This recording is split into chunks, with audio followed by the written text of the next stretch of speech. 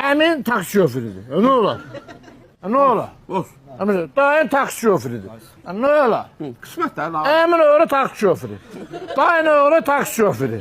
Bibin oğlu taksi şoförü. Bibin özü taksi şoförü.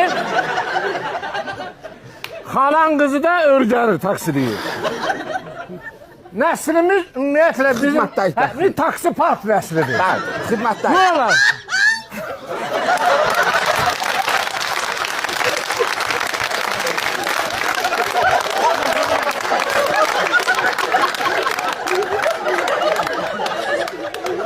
Xanım, siz də taksi sürürsünüz.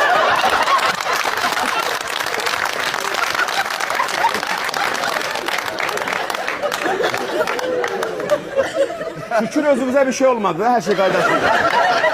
Okey, əla. Yəni taksidən Yaxşı, əla, hərəkət əla.